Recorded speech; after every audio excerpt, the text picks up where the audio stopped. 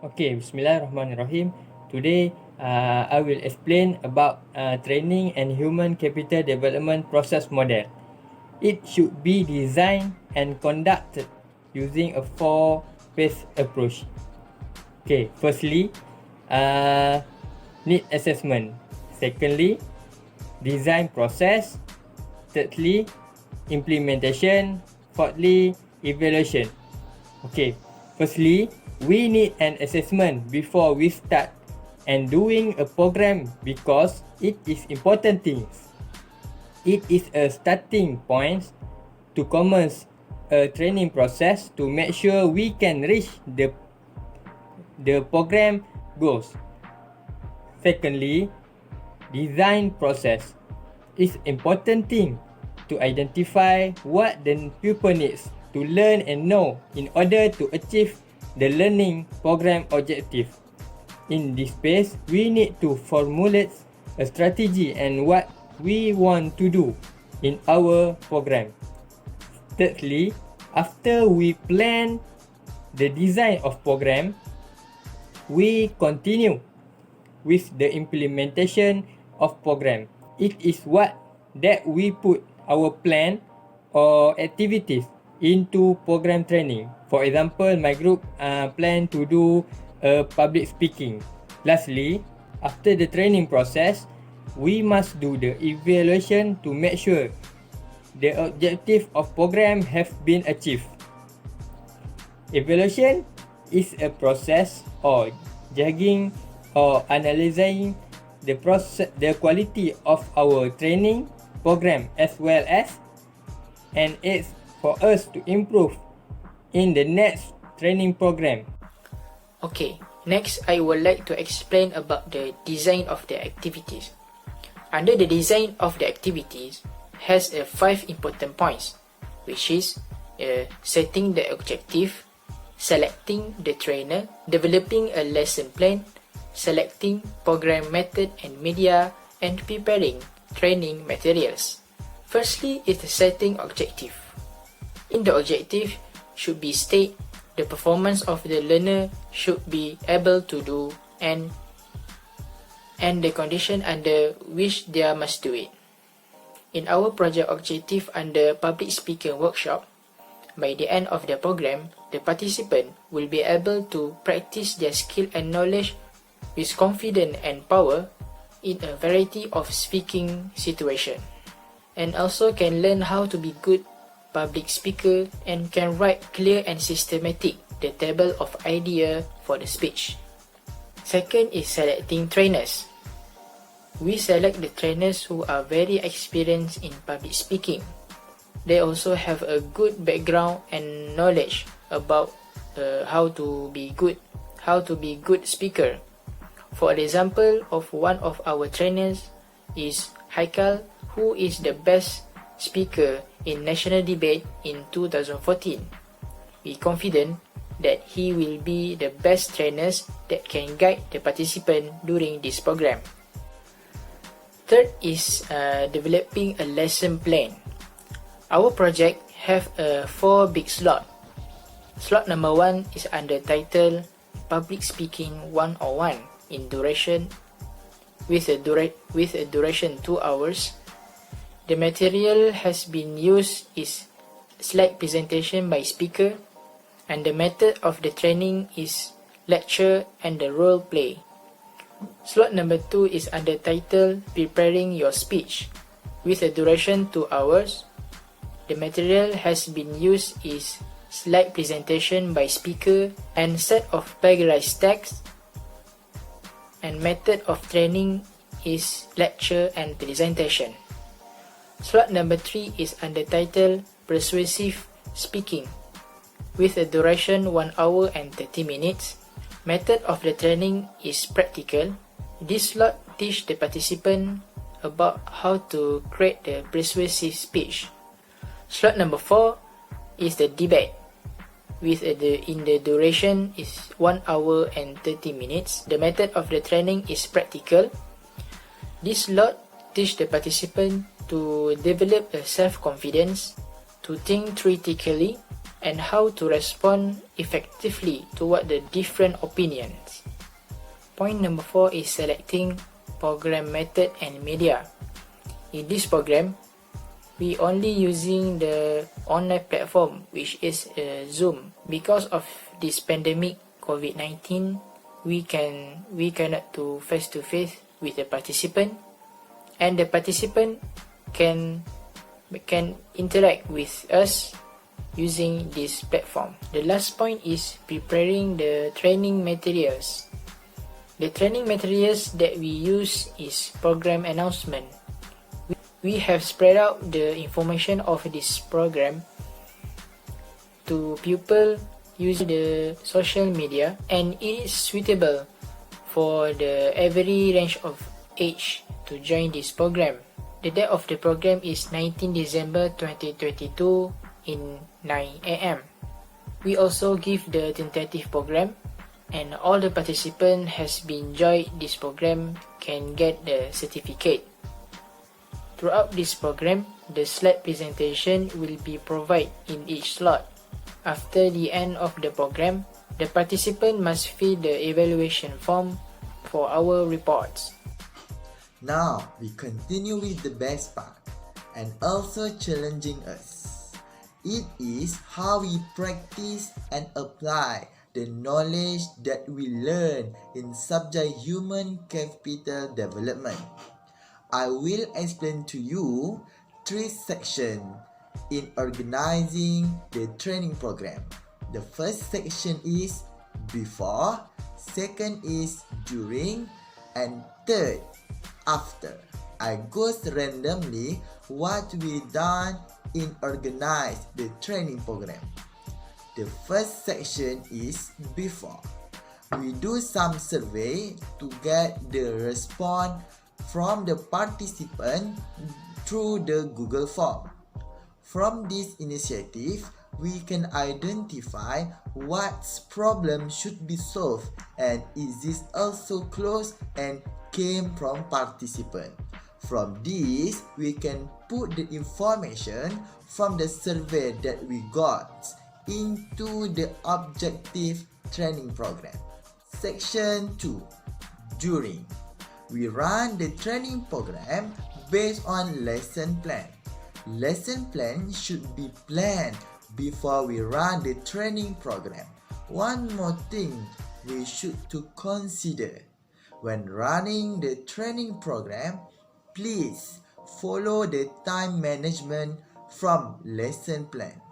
From this, we also aware and keep on track.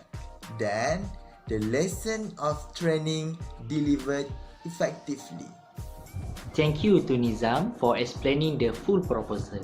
Okay, based on the proposal, we only choose one slot that we want to have, which is slot 4, that is persuasive speech.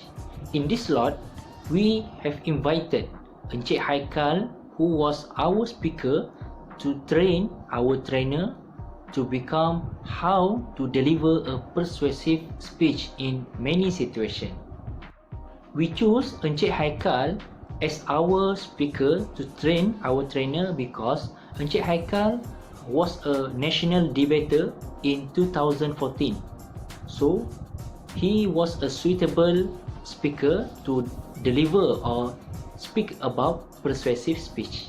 Before the program, we have spread the poster to gain a participant in social media, and our main target is student of Da'wah and Islamic Management. If the students are interested in our program, they will fill a registration form to join our slot that have been provided in the poster. After they register in registration form, they will invited to one WhatsApp group, and they also will be provided a training kit and link to join slot 4. Okay, that is before the program. Okay, now during the program, our program begins with an introduction from the MC and a doa from the Zuhdi as a recited the doa. Next, the speaker begin his speech with introduction while share screen a slide which is training kit. the participant get yearly that training kit in WhatsApp group. After 20 minutes, Encik Haikal giving his speech, then Encik Haikal as our trainer make some activities which is a practical speech to train the trainee to how to deliver a persuasive speech. So the participant will be given some topic that they will be explained or they will be presented, and they will be given also 10 minutes to prepare. And lastly, after Encik Haikal giving his speech and doing some activities, Encik Haikal share his experience about deliver a persuasive speech in many situations, like debat, like giving a talk in front of many people, camp, and motivational talk. Section 3. After the last section of our training program, we give the evaluation form to the participant. Evaluation form as an assessment or measurement for our training program. Is objective already accomplished? From this, we can evaluate our training program effective or not, and we can identify the output that participants learn from our training program.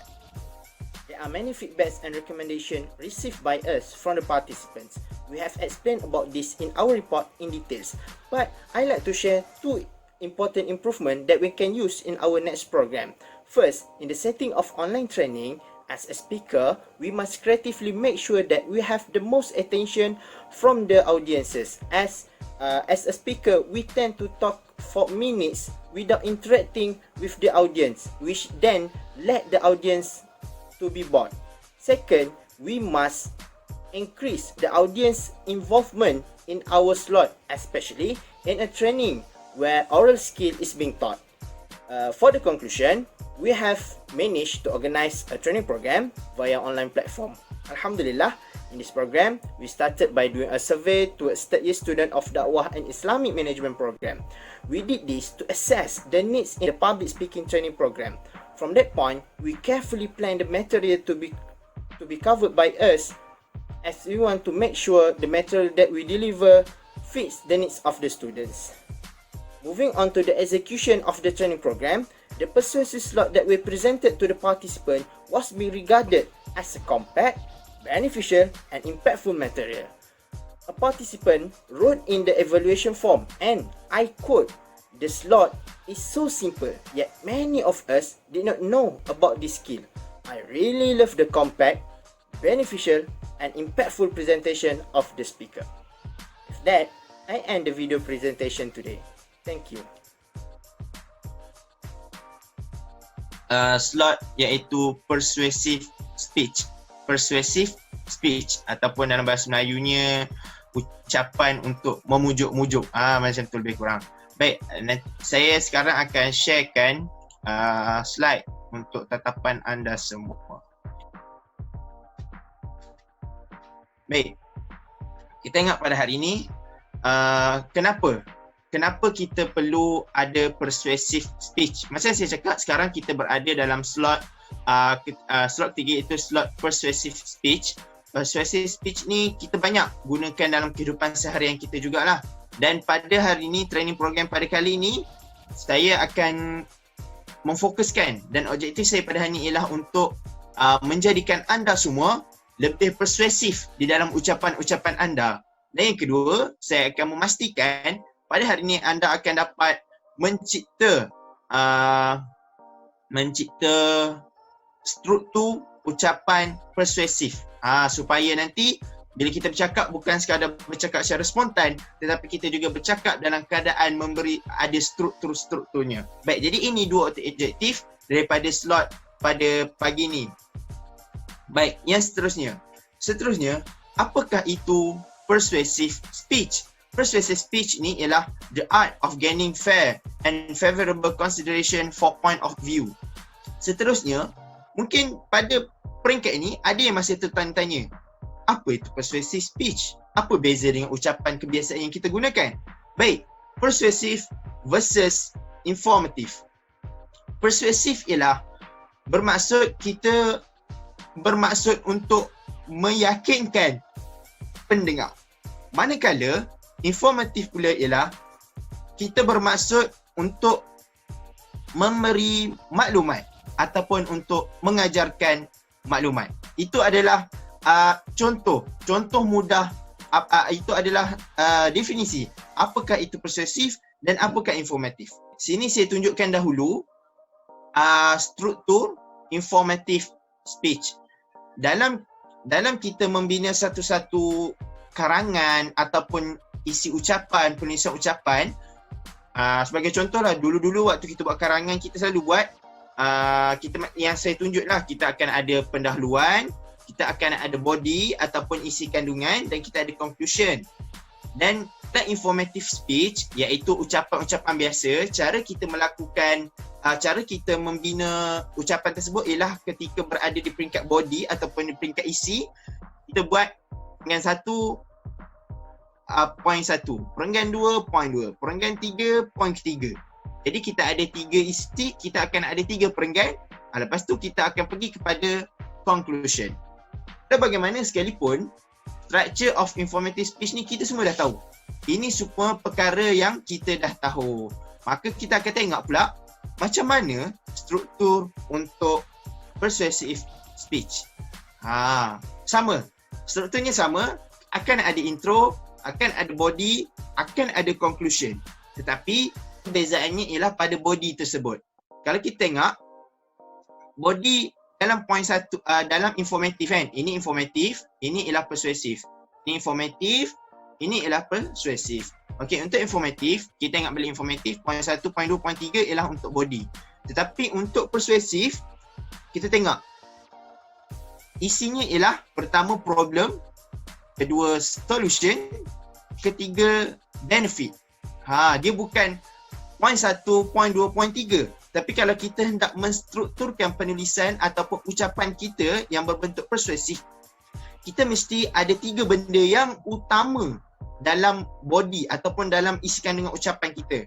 Pertama, setelah kita membuat introduction ataupun setelah kita buat pengenalan dan sebagainya, kita habislah pengenalan. Pengenalan ni seperti sama macam informatif, kita perlu ada hook untuk menarik audience, kita perlu ada pengenalan terhadap topik kita dan sebagainya. Itu perkara yang normal. Tetapi yang membezakan persuasif dan informatif ialah pada bodinya. Kalau informatif iaitu ucapan-ucapan biasa ataupun ucapan yang selalu kita dengar ataupun yang selalu kita tulis, kita buat body perenggan 1 isi 1, perenggan 2 isi 2, perenggan 3 isi 3. Namun untuk persuasif, perenggan 1 ialah problem, perenggan kedua ialah solution, perenggan ketiga ialah benefit. Macam mana tu? Macam mana? Okey, death penalty. Hukuman gantung sampai mati. Okey. Jadi, tajuk saya ialah hukuman gantung sampai mati perlu dimansuhkan. Okey, itu tajuk dia. Baik, macam mana saya nak persuade audience ataupun nak persuade pendengar untuk setuju dengan pendapat saya bahawasanya kita perlu memansuhkan hukuman gantung sampai mati. Baik, saya bagi contoh persuasive speech untuk isu hukuman gantung sampai mati perlu dimansuhkan. So, cuma boleh take note dan dengar baik-baik pada bahagian ini sebab saya akan memberikan contoh persuasive speech, terutamanya pada bahagian body. Baik, introduction. Hukuman gantung sampai mati merupakan sebuah hukuman gantung mandatori yang dilaksanakan di negara Malaysia. Dan antara kesalahan yang membawa kepada hukuman gantung sampai mati ialah kesalahan jenayah membunuh dan juga kesalahan jenayah memiliki dadah. Kedua jenayah ini membawa hukum kepada hukum gantung sampai mati. Dan hukuman gantung ini adalah mandatori iaitu wajib. Namun begitu, sejak kebelakangan ini terdapat pelbagai perdebatan mengenai adakah hukuman gantung sampai mati ini perlu dimasukkan atau perlu diteruskan, dan sejauh manakah kewajaran hukuman gantung sampai mati perlu kita laksanakan. Maka pada hari ini, saya Muhamad Asyraf akan meyakinkan anda bahawasanya hukuman gantung sampai mati sebenarnya perlu dimansuhkan. Baik, itu introduction. Sama kan? Biasa saja. Baik, kita pergi kepada body. Body dia. Untuk persuasive speech pertama saya akan masuk kepada problem. Baiklah, menurut Jabatan Penjara Malaysia, pada tahun 2010 sehingga tahun 2020 hukuman gantung sebanyak Presentation today. Thank you.